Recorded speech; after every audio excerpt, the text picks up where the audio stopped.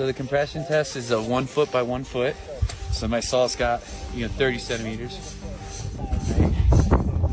30 centimeters.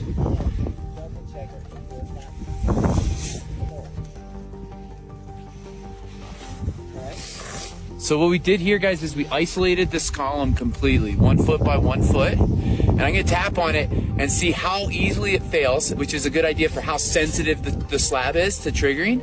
And then when it fails, we're gonna look and see what type of failure we get. And I think what we're gonna get is a very easy sudden collapse. So this might happen kind of quick.